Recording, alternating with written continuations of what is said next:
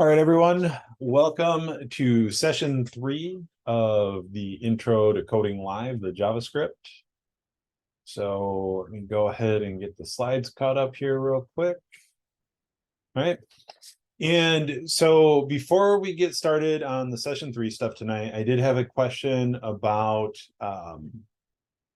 what the different data types will look like inside of a replit, and kind of basically like the color coding that you'll see. And this is inside of a replit, it's inside of an IDE. Like anything that you is kind of, designed to write code is typically going to have some sort of color scheme, and you can change the color scheme depending on the theme that you're using. And so like different themes will have presets, and you can get lost for hours if you're the type of person that likes to fiddle with different colors and how things appear. Like you can create your own custom themes in most IDEs, and make your text like uh, ultramarine, or you can make it all shades of red, whatever you want to do. That's the type of customization that you have out there. I usually operate on dark mode, and then some people like light mode, especially if you're in a well-lit area. Light mode can be easier on the eyes. It seems counterintuitive, but dark mode, you pick up a lot more sun glare. So what we see here is, so like as I'm typing, if I'm just like, if I type a word, right, it's coming out white. As soon as I hit one of these words that actually mean something, then it is going to change colors, right? And so this is a function. Like we can see the different things that we have down here. Like this is an event handler. We're not really getting into that. Like we're still working just in vanilla JavaScript. But so like if I type in let, right, it turns blue. And same thing, I start typing, my variable name is going to be white. If I type a string,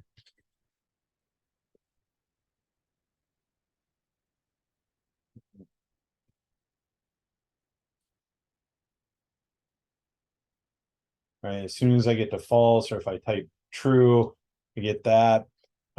Same thing, like I type in console, and when I get to log turns kind of that bright yellow, because that's telling me that it's a built-in function, right? And then if I just send a string, right, when it shows up over here, I see that it's in white.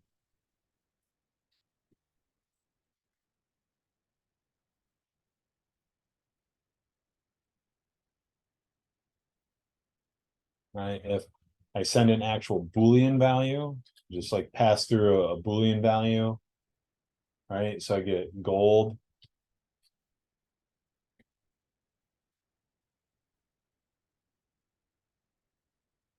Right, and I believe I'll get the same thing for a number.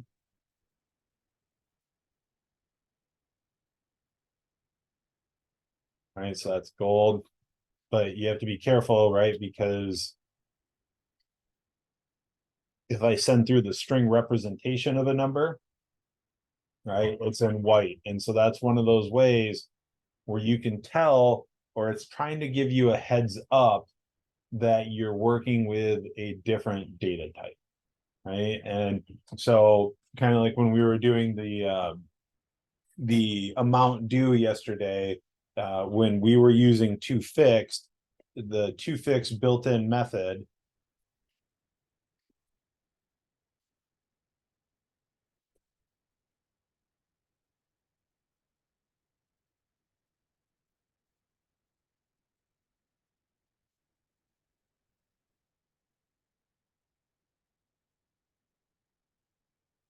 you mean help text here when I hold over it?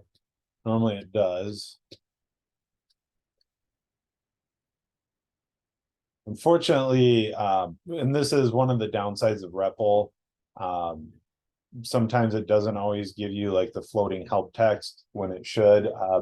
When you use an actual IDE like VS Code or Atom or whichever one you choose to use, you get a lot more consistent help from the your editor.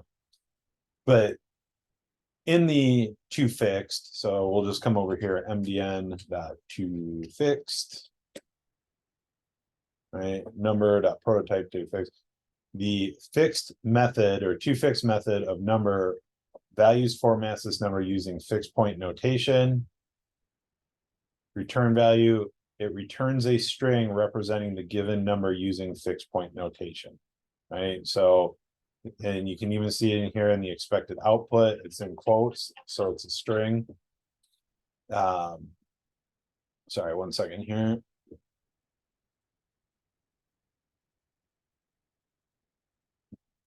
Apologize for that, mute my phone.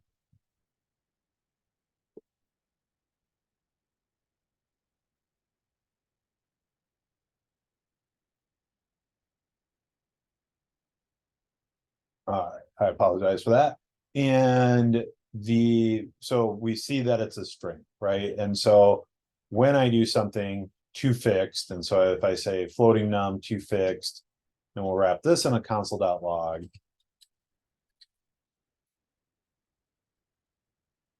Right, notice that 4.32 is white, so it has been converted to a string, right? And then we could wrap the whole thing even further. Well, not quite that far. I apologize.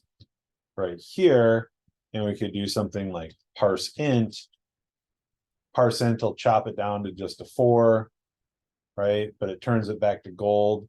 So we've turned it back to a number, and same thing, float. We parse float. And then we're back to 4.32 and it's gold. All right. And so Booleans.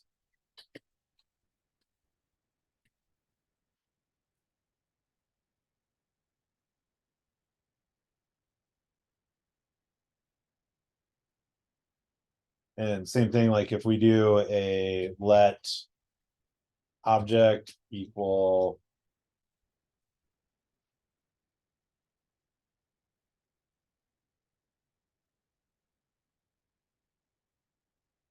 right, we console.log object,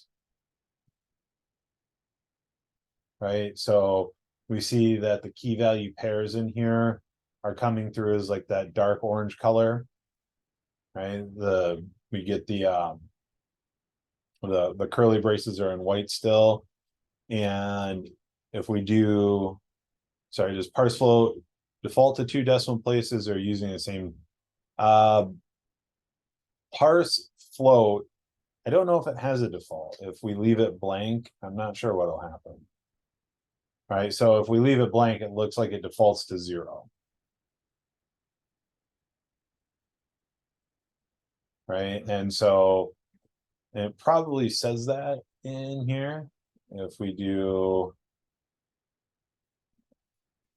parse float, right, so parse float, same checks, string. The value is parse course, or I'm sorry, I'm not looking at parse float. I'm looking at to fixed.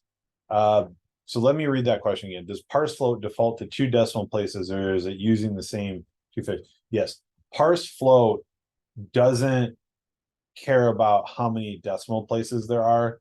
It does not adjust that. All it does is coerce and I'm sorry, I read that wrong. The parse float only changes a string representation of a floating point number to an actual floating point number. To fixed is what is controlling the number of decimal places, right? And so that's why, like, to fixed, you actually have to feed it a value. So if we look in here, right, so to fixed, it says you can leave it blank, or you need to give it a parameter digits. The number of digits, and it says is optional, to appear after the decimal point should be a value between 0 and 100 inclusive.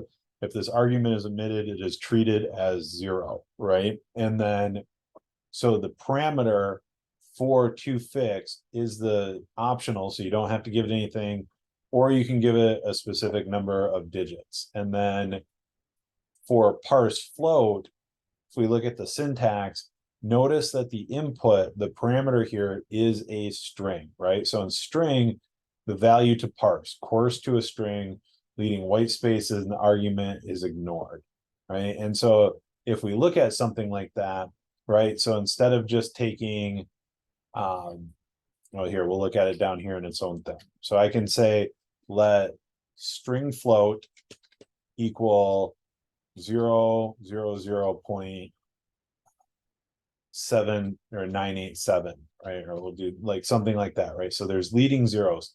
Strings can have leading zeros because they're not really numbers. It's a straight string representation, right? And so I'll comment these out. We'll run this, right? And I get a string with leading zeros in.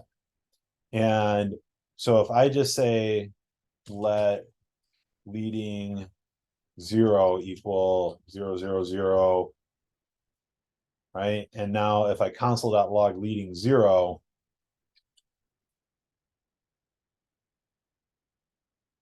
right? Notice how all of the zeros are automatically chopped off. A number cannot have a leading 0. So when I take parse float and I feed in the string with leading zeros in it, right? It chops it all off for me, right? Like a number will not have leading zeros. And so it's interesting to think about that, like, because when you write math, like technically nothing stops you from writing a leading 0 on a piece of paper, but in software you can't. So one interesting thing with that is Amazon, right? Where we look at,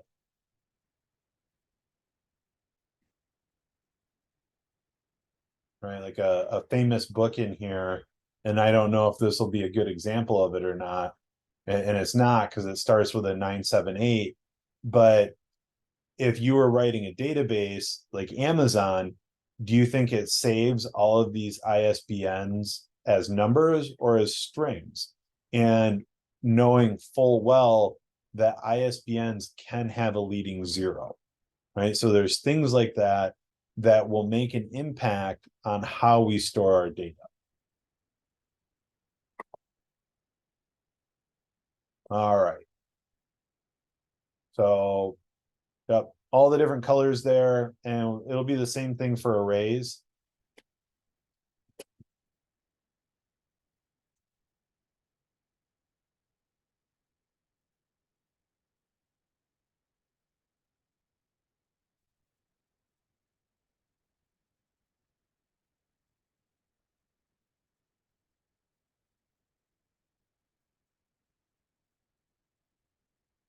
Right? So the array, you get the white square brackets around it. Notice how the numbers are still coming through as gold, but now our string is actually a dark orange, just kind of like what we were seeing in the object. It's just letting you know that this is a string, but it is inside of the array. And it's, like I said, we're working with like a small array here. It's easy to see like the square brackets, but when you start looking at things like that, like I said, when we start working with frameworks and we get a large chunks of JSON data, things along those lines, it becomes easier to miss like those things. Has anyone ever heard of the term JSON before? Yes. Anybody know what the acronym stands for? And if not, no worries. JavaScript object notation. Yep. And JSON is basically the JavaScript object notation, and it's an agreed upon way to transport and communicate data. And so we'll look at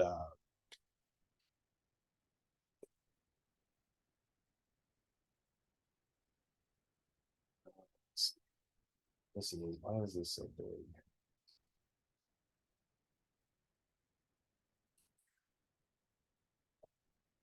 Right, and so we can hit a route here, right? And this is, that's probably why it was so big, is because I've done this before and I had this zoomed in, right? So this is JSON. This is JavaScript object notation. This is how your information in a database is retrieved and packaged up by your backend server and then sent to your front end server so that it can be displayed on a front end UI or sent somewhere else to be packaged up. Every single one of these things is coming through in a JSON object that has a link to an AWS bucket that has basically the address of where this image is stored, right? And same thing, like if I click on one of these pages, right, all of this is going to come through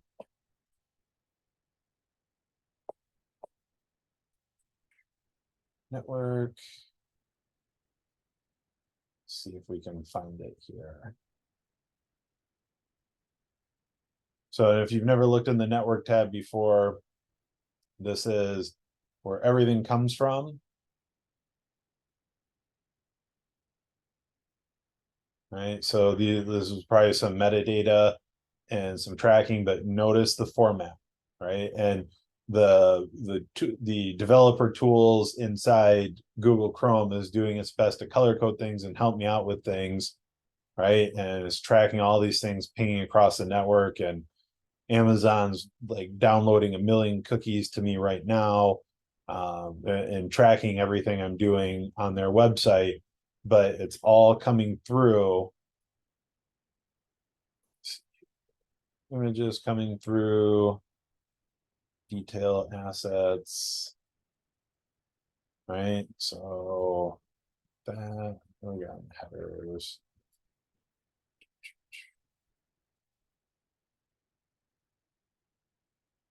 Just trying to see if I can find, and there's so much stuff to dig through in here.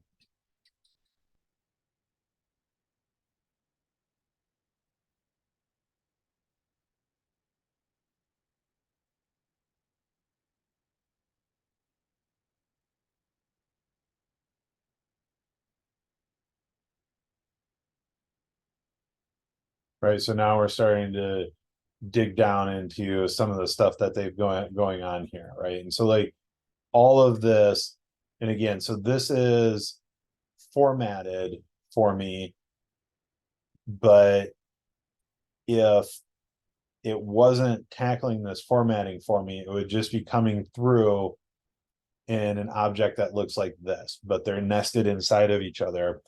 And right now I have a plugin or an extension for Chrome that is formatting my JSON for me in my browser, because I have to look at it at work some days.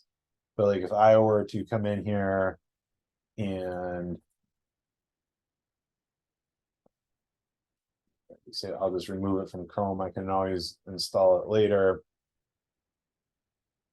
Right, so now I lose all my formatting and I just get this, right? And this is just piles and piles of information. It's all sample data coming in, and there's all these different things that we can do. And a website like this exists so that I can write my own front end, and without having to, or if I don't need to create a back end yet, or if I'm just doing it for demo purposes, I can use their API and I can use their sample data inside my application. Right, and so like here's another one. So we've got posts and comments on the post, but you get the general idea here. So getting used to looking at things in objects, or arrays of objects, because same thing, if I pull post back up and we look at, again, this is a basic building block. I see this opening square bracket that tells me I have an array, right? And then I have an open curly bracket, and that tells me I have an object. So if I were to grab this, so I'll just grab the first two here. Right, I can say, we'll say, let sample API equal this. And then I just need my closing square bracket. Oops, closing square bracket. And let's see if I can look into this. If there's anything that will throw it off. Let's get rid of that. Right, so there's my array with my two objects. So if I want to get something out of here, so if I want to look at this whole thing, what do I need to change down here in my console.log? Anyone want to take a stab at that? Just need to reference the second item. Yep, and how do I do that in an array?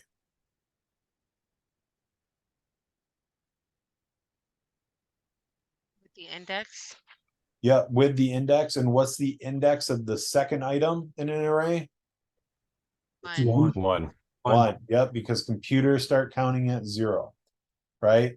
And if my end goal is to see what the body is, right? Like I know what the next step is, but I want to dig in one step at a time, right? And so it's a lot less confusing as I process through this. Okay, now I'm just looking at the second item in the array, right? And now now that the second item is an object, and I want to see, let's say, the title, right? So now I'm an object. So instead of a index position, I need to access it by the key. So now I can say title, right? And if I run this, now I have parsed my JSON, so my array of objects, and you will have a problem like this coming up, I think in week 2 or week 3, that basically you will start having nested data structures, right? So we have two objects nested inside of an array, and how do we start digging into them? All right, so that's a little bit of an aside, but this is useful stuff, and we'll have more repetition on this. All right, any questions on what I did here?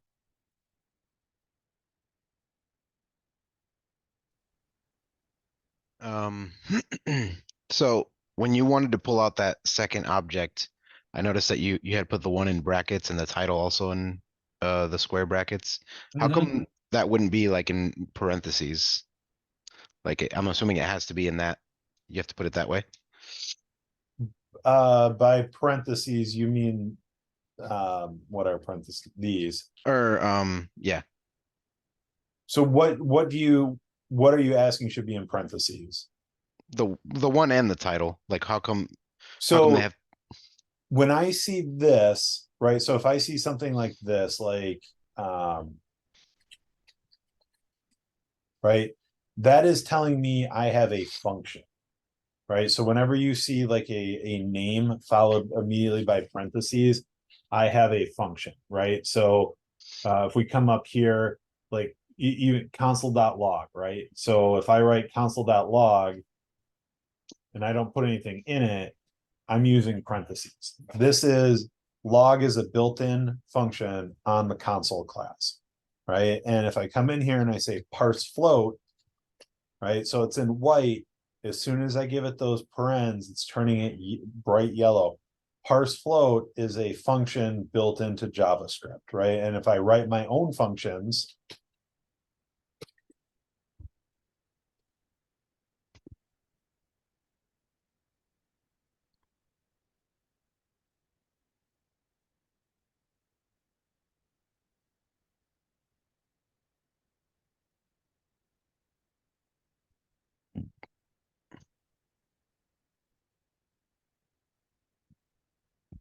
right?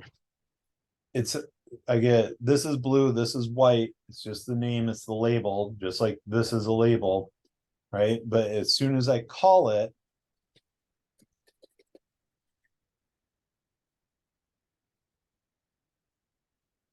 right, and I add those parens, it's bright gold. I'm a little function, right?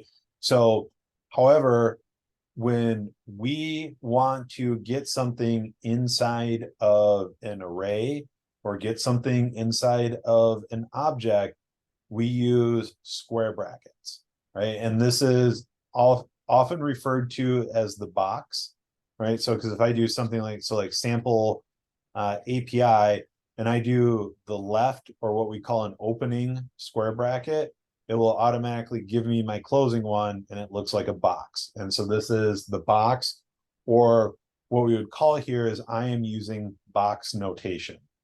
The other way you can do it is dot notation. But there are some tricks to dot notation.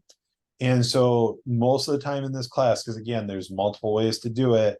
But before you worry about being okay at doing it both ways, because both ways work, they do the exact same thing, get great at doing it one way. And I would prefer that you use box notation, because there's less pitfalls. Like there's some gotchas when you use dot notation that box notation won't screw you up on. And we'll cover that more like later in class, because when we start getting to challenges where you need to tackle arrays and objects, we'll talk more about the difference between the two. But here, let me put a note in here.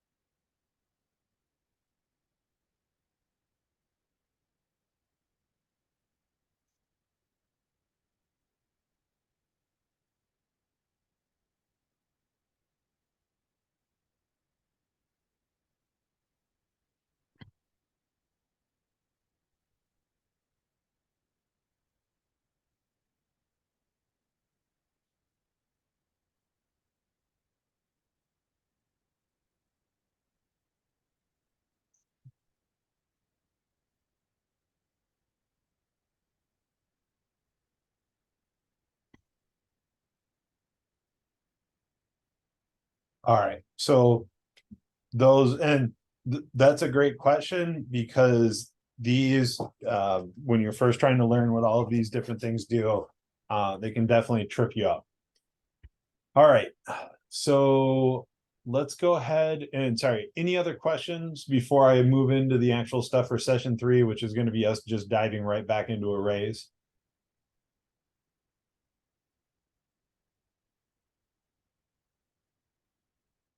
All right, so let's go ahead and kick off session 3 here. And so first part here, we're going to talk some more about built-in methods. And a method is basically a function that is bound to any given data type: string, number, array, object. And I do apologize, I am not the best at differentiating this language. You'll hear me call a function a method and a method a function. And objectively, at the level of programming that we're learning right now, they're the same thing. So like if you walked up to someone and said, I need help with my function, or if I need help with my method, they're gonna know what you're talking about. At the next level, when you start getting into object-oriented programming, a function is a function that stands alone by itself outside of a class. And a class is just a way to help organize your code.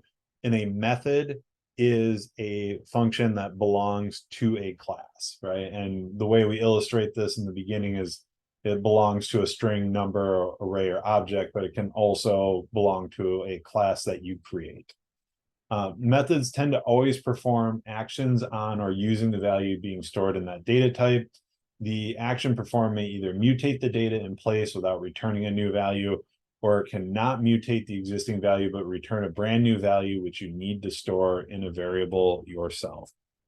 All right, when we start working with these built-in functions, I'm going to talk about this. And this is going to be important, and it can be tricky, but remember, a function or a method always returns something. And so that may be, if it doesn't return anything, it will typically return undefined. And so when we take something and we assign it to a variable so that we save it for later, the what we save to that variable may or may not be what we're expecting. And I'll show you this as we start to dig through the individual methods, right? So on a string, concat, which in my opinion is like the most worthless built-in method ever, adds two strings together to make one string, aka concatenate, right? And includes check string contains other string inside of it. Trim chops off any white space characters at the beginning or end of a string, right? And so to me,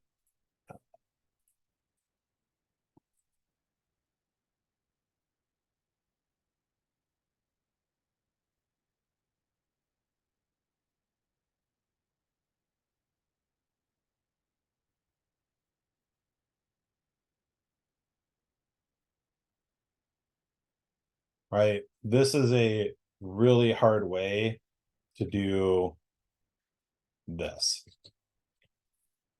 And so unless there is some reason that you have to do this, I don't think I've ever used this before, right? And so I can add a space in here, whatever, and you get it and you add it together. I would almost always use a string literal or just use the addition operator to add the two strings together into one string.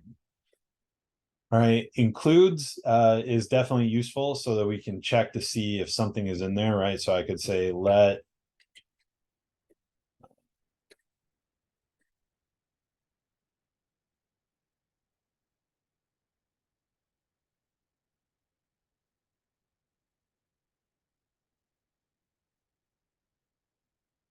right, and so now I could say, well, what happened there? Replit is out of sync. Oh, come on. Let's reset mine.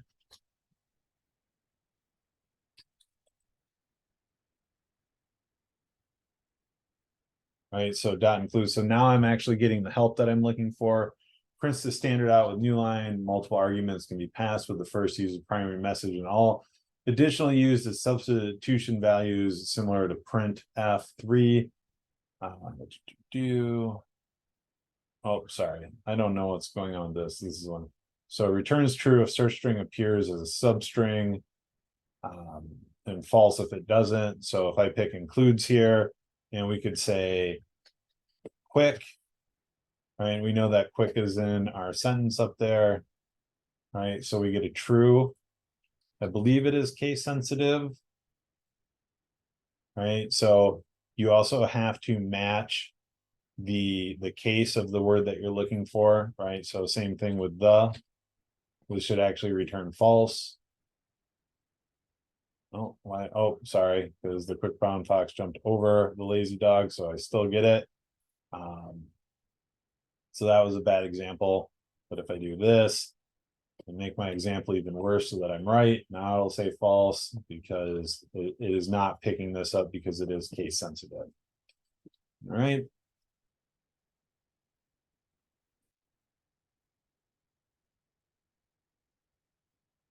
And so let's see here. What else do we have? And trim chops off any white space characters at the beginning or end, but doesn't get rid of all the spaces in the middle. So I could take something this.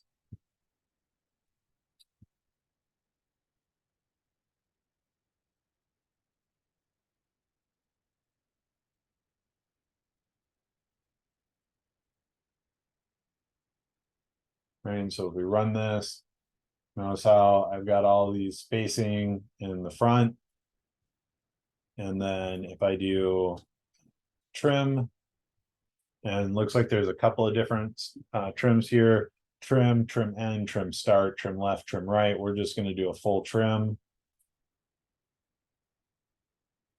All right, and so the quick brown fox jumped over the lazy dog. Now, what happens when I console.log words the second time? Anyone want to take a stab at it? It'll go back to the first one with all the spaces. Yep, it sure does. And the reason being is that in JavaScript, strings are immutable. You cannot change the string, right? So remember yesterday when we were just console logging a+1 and we were seeing 2, but then when we went back and looked at a and it was still 1, that's pretty much what we're doing right here, right? We're saying do like I want to see what this looks like with all of the white space trimmed off of it. Now, and it's the same thing. You can also, we haven't talked about this, but you can chain these together. So like I can do .trim, I can do, what is it? I was gonna give it to me here, 2 uppercase on it. Right. And so now I've got it built in that trims off all the white space and then takes everything and moves it to uppercase. Right. So now I get the quick brown fox, no white space, and it's all in uppercase, but I still haven't made any changes, like any permanent changes to words, right? Like I'm just seeing what a copy of it, of the words variable looks like ran through these built-in functions.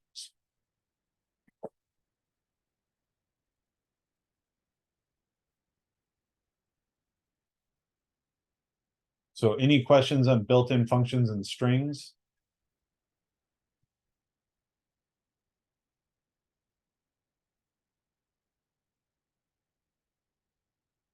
All right, so for number methods, same thing, like we did 2 fixed yesterday. We can also just send a number straight to a string if we want to, right? So I can take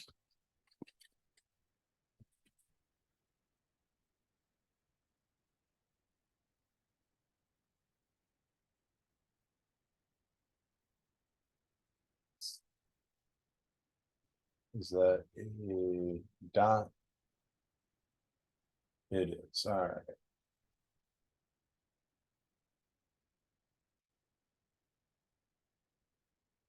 Right, so returns a string representation.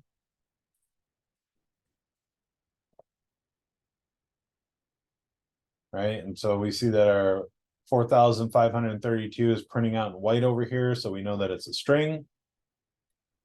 And let's go ahead and take a look at number. And come down here to string. So the toString method of number value returns a string representing the number value. Syntax, so there's that, you get the number. Integer range 2 to 36, specify the base to use representing the number, the default's 10, that's pretty much what we're always going to want. Return value, a string represents this specified number value. It does not inherit toString. For number toString method returns a string representation of the value specified by the radix.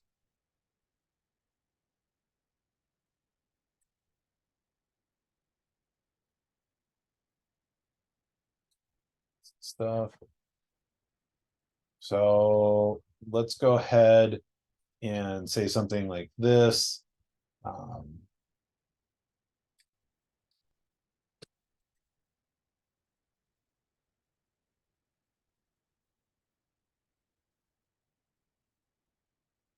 Right, and so we get the same thing, right? Like this basically will change it right here to string. We're not assigning it to a variable. We're not console.logging it. When we come back in and look at num1 after the fact, it is still in fact a number. Right, so we could say let something like that, and then if I console.log, right, so now we're back to the string, right? So but now we've got num1, and then we're saving a copy of num1 to string to this variable, and then we can reference them separately. But this does not make any permanent changes to the number itself.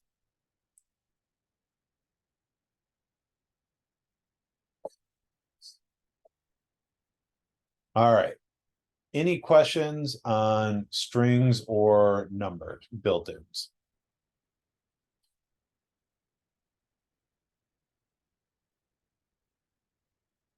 All right, so let's hop into arrays. And with all of these different data types, again, there's plenty of built-in methods. So array is probably the most, I think. But there's also plenty of these that I have never in 4 or 5 years now that I have ever used once, either in practice or in like in production code. Right? Lots of different ones in here. So let's go ahead and run down the list of these here. So we'll say let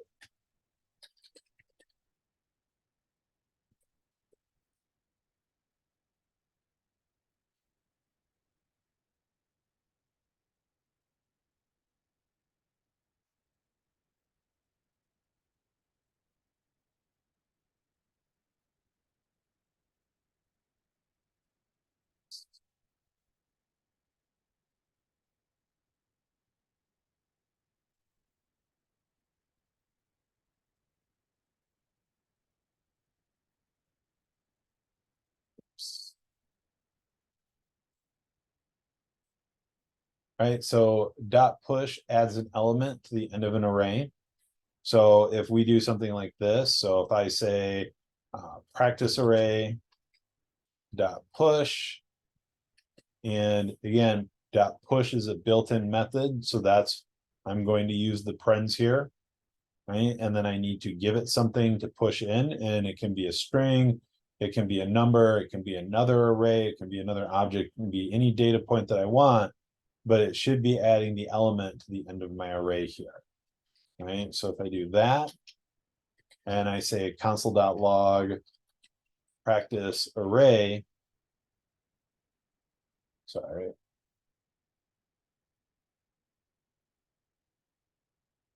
right, we see that here.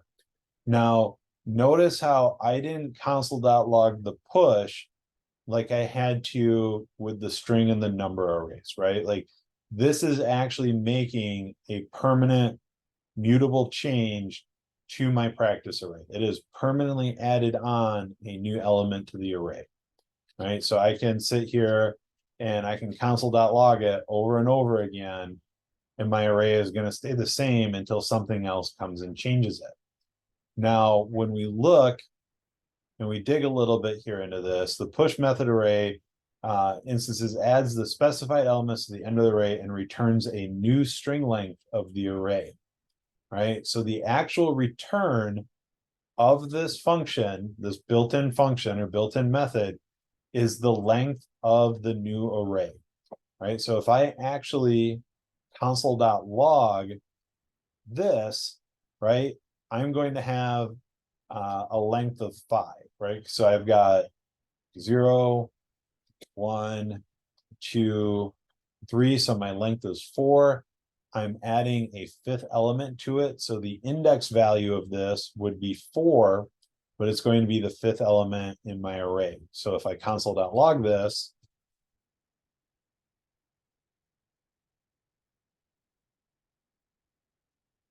right, there's the 5 for the new length of my array. And quite honestly, you won't do much with this information, right? So I could save this to a variable and then it will resolve to the number 5. And I can come back and reference that 5 later if I need to. But odds are I probably won't, because I'll just reference the length of the array directly at the time that I actually need it. So this is just a one and done command. I don't really care about what the return is. I care more about how it mutated my practice array here, right? And same thing with pop. Now pop is going to do the opposite of push. The pop method array instance removes the last element from an array and returns that element. This method changes the length of the array, right? So push returns just the length of the new array. Pop actually returns the element that I'm removing. So if I now do practice array dot pop, and I don't give it anything, right? So it removes the last element of the array. And if I console.log practice array, right, now we'll see that I'm back to here. And where did Gianna go? Basically, Gianna was popped off the end of the array. It is right now, I'm not saving it as a variable. I'm not sending it to the console. So it only exists right here on this line, and I cannot reference it. I cannot call back to it. I can't do anything about it. Right. So I can do something like this, where I say console.log. Right. And there's Gianna. Right. And I'm getting it in white because it's just a string outside of an array now. And then if I really want to, if I need that for later, I could say let popped name equal practice array.pop. And now I've saved that value as something that I can reference in the future over and over again, right? So now I can say popped name, right? And there's Gianna. And same thing, like I can come in down here.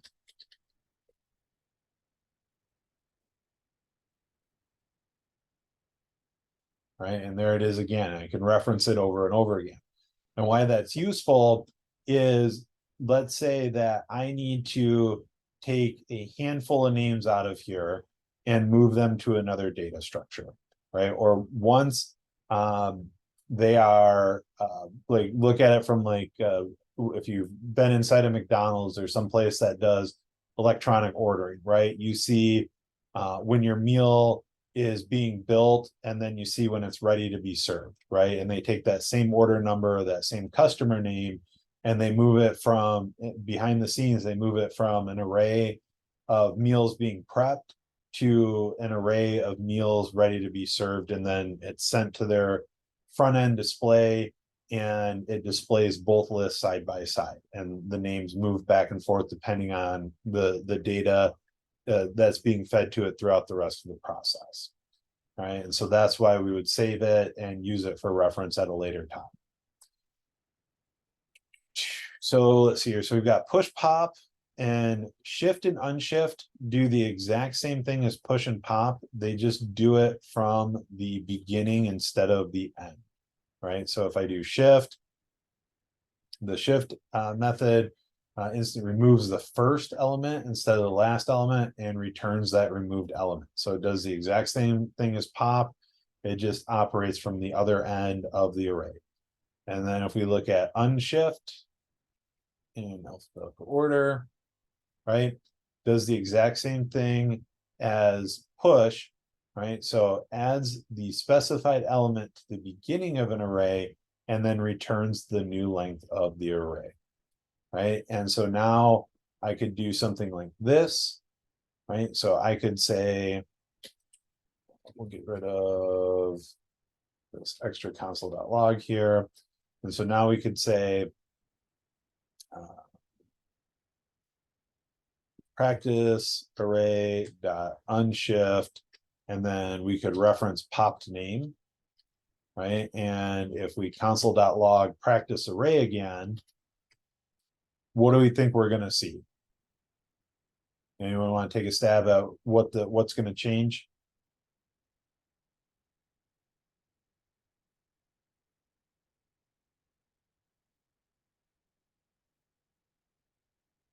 Right, so I pushed Gianna's name to the end of my array, and then I popped it off to the end of the array and saved it to a variable called popped name. Now I'm unshifting my array and referencing the variable popped name. Right, and unshift adds an element to the beginning of the array. So what I would expect to see is my same array here, but now Gianna is going to be the first name in it. Right, and so that's what happens when I unshift. And then same thing here, if I do practice array dot shift, and I don't have to feed it a variable because it's automatically going to target the first element in the array. and I look at my practice array again.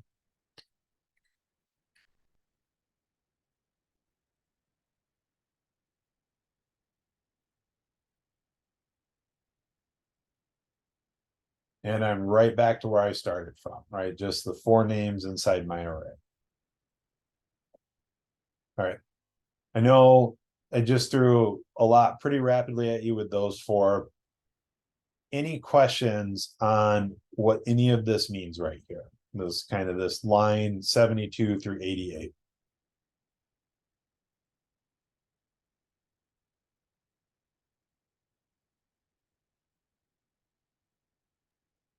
Yeah, Charles, I have a question.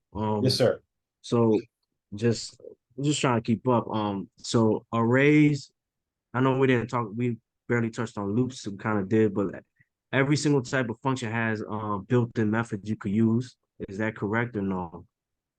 Well, not every type of function, every data type has built-in methods. Okay, and these built-in methods, they can just make, I guess in a way, what how I'm seeing you do is just makes life easier, so to speak, sometimes, right? Right, because what it's doing is if so like dot pop, right? So I could say let uh,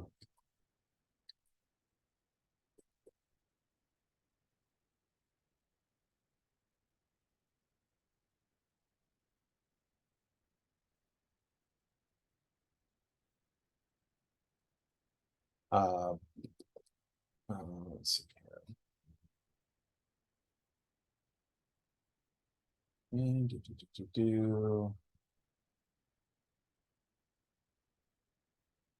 And I won't do all of this because there's a bunch of steps to it, but I could say something like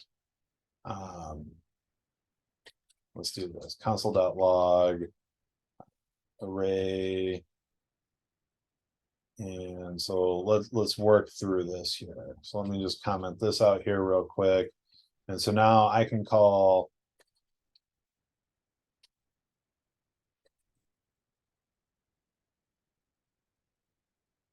this,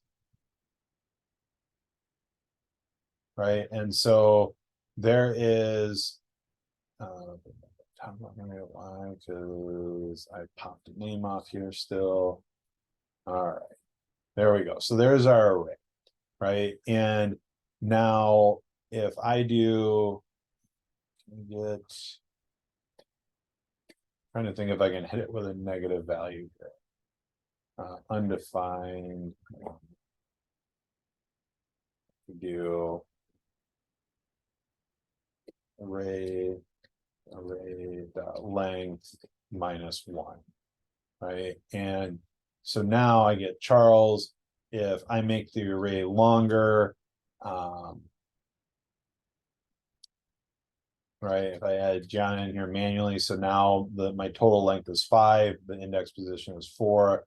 I'm getting Gianna, so I'm always seeing the last element now, right? And so now I could do something is equal to null, right? And so now if I do console.log practice array, right? And this probably won't do exactly what I wanted to do yet, right? So, but now I have wiped out the last element, right?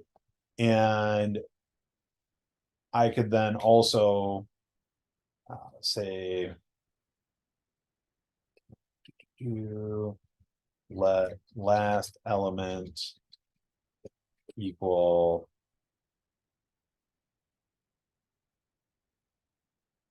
this, right? And then return last element, right? And now I've based and there's a way that I could filter this null away as well.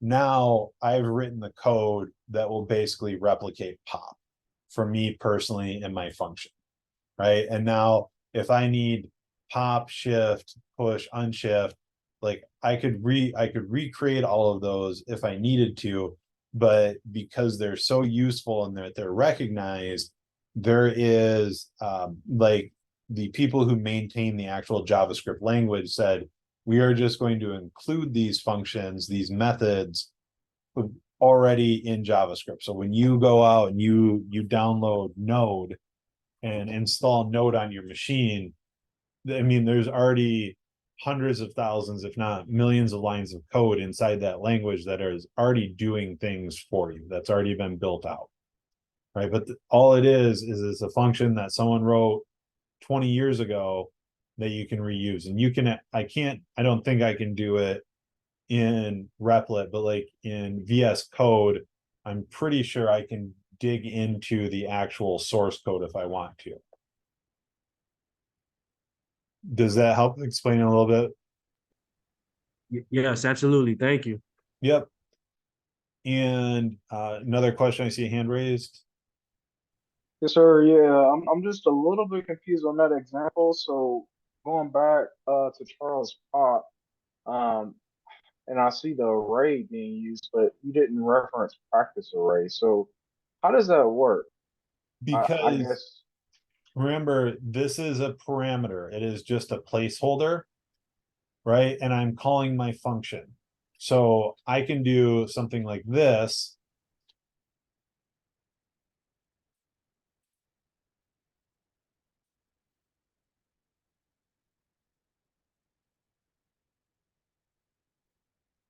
Right now I've got 4 different practice arrays, and I can use this over and over again as many times as I want to, right? And so I am naming my array here, and also this is just using a variable. Technically, if I wanted to, I could take an array and feed it straight into my function without referencing it through a variable, right? Like this will work as well. I'm talking, sir, I'm talking about the line of code before that. Right Yeah, here, that one right? right there. Yep, yep, that's it. Right. So remember, this is just a parameter, is just a label.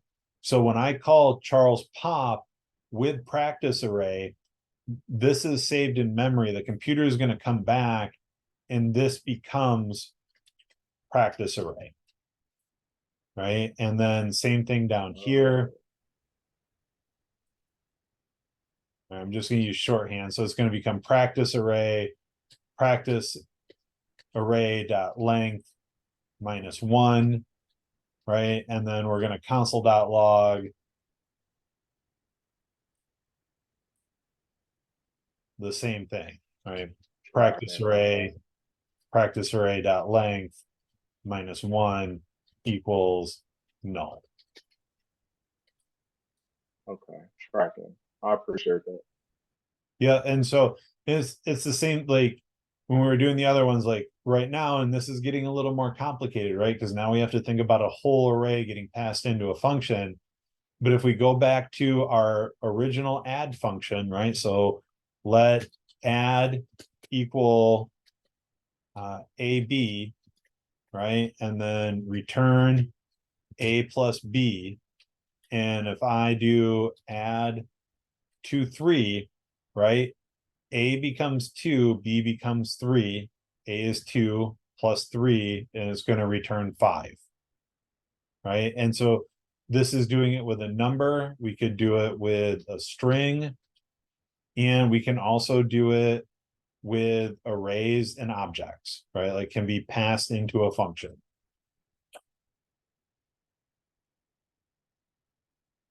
Does that help clear it up a little bit?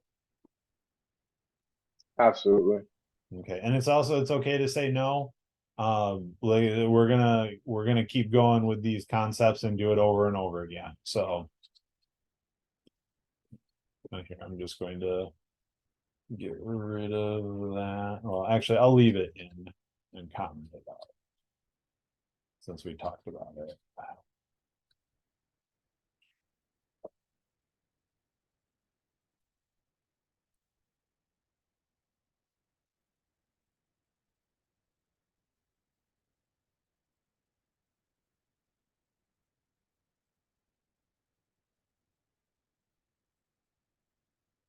All right, so this is just like my add function. I'm just feeding an array into it. So wherever we see the params, that's what it's turned into. All right, so next is going to be slice. And so I'm just going to start a new array for this, just so it's a little bit cleaner.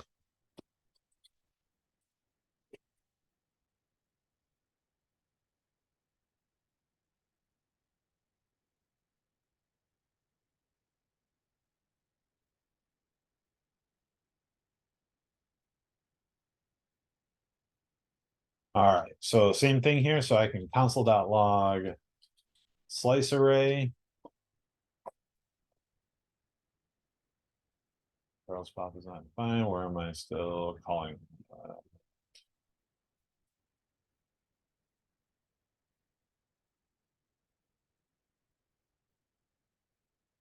There it is. There we go. All right, so let's clear out a couple of these.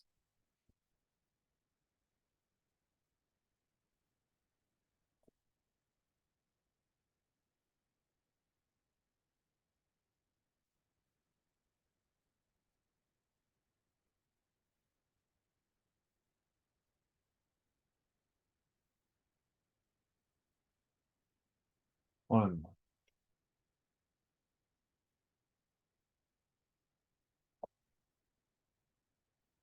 All right. So now we're going to talk about slice and splice. So let's head over here and we're in array already. So let's look at slice.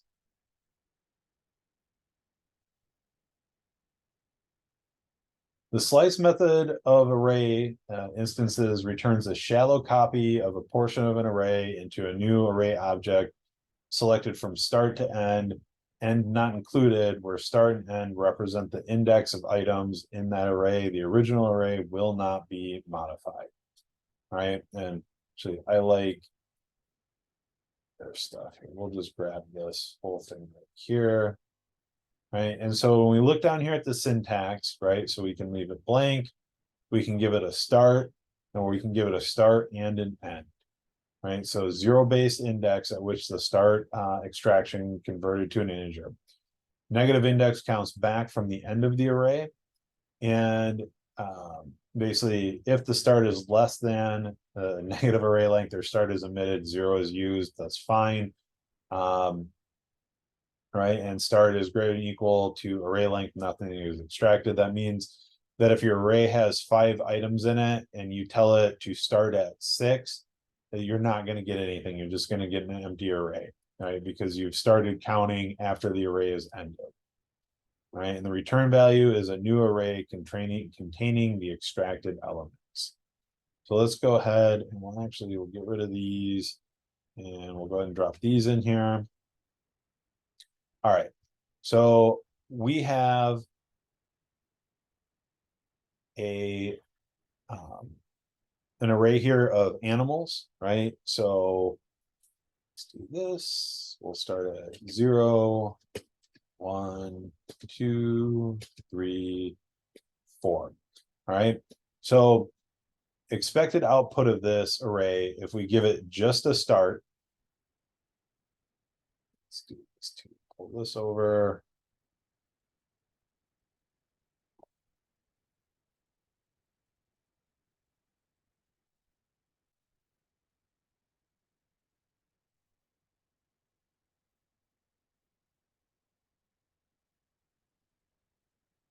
Right, and so if we don't give it anything, we'll slice the whole thing, right? So it'll still work. It doesn't give you an error message if you leave it empty, but you're getting everything that's already in here, all 5 elements, right? And so if I give it a starting point of 1, that means that we're going to go 0, 1. All right, I want everything hereafter. Right, so I get bison, camel, duck, elephant. If I move this to 2, I get camel, duck, elephant. All right, so I start at the 2.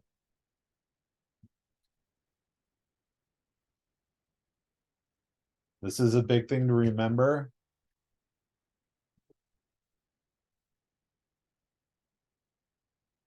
right? So because now if I do this, where I say slice, start at 2, end at 4. So skip, skip, start counting, camel, 3 duck, and then 4 is element. The end is exclusive, which means that it will exclude it, right? And so we count the 2, but we're not counting the 4 index position here. All right, so we're actually, so the start is inclusive, the end is exclusive, right? Same thing, if I do a 2 and a 3 here, I'm only going to get camel because it's going to stop counting at 3 and it's not going to give me anything there or after. All right, so there's just the camel.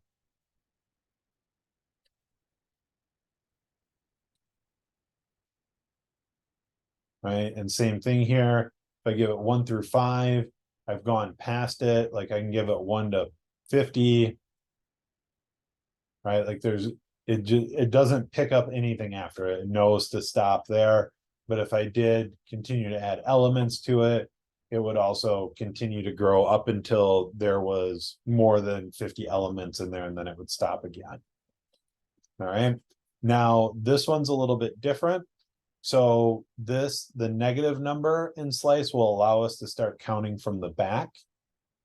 Right, so we run this and we get -1, -2.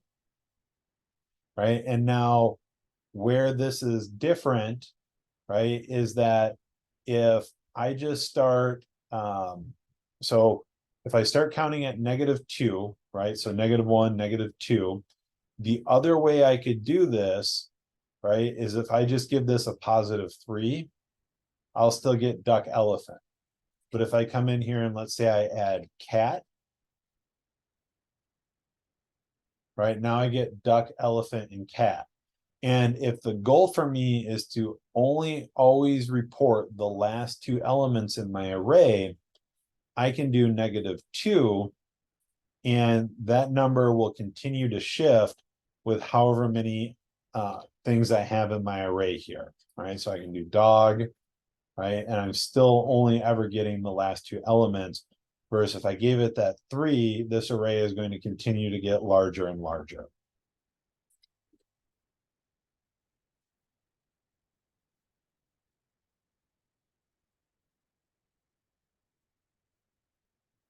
Right, and kind of the same concept here. If I give it a starting position of a positive number, like it's going to start counting at camel, which is in the 2 index position. Sorry, Replit is being angry at itself again.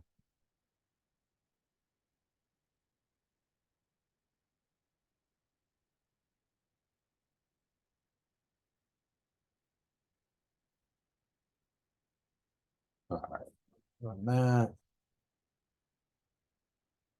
All right, so we go from camel to duck, because again, this is -1 or 3. And same thing here. If I leave this as 2, 3, right?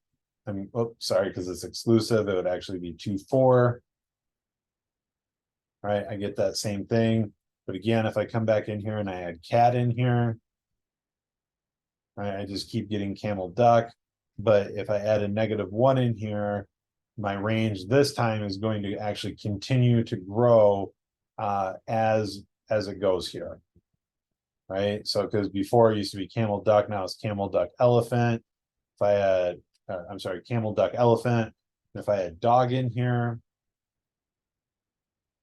right, now it grows to cat. It's basically going to start counting at the 2nd index position, and it's going to keep counting until it gets to the second to last element. All right, and then lastly, I showed this already, basically if you leave it completely empty, it'll give you the whole thing. Any questions on slice or some of the different combinations that you can feed it?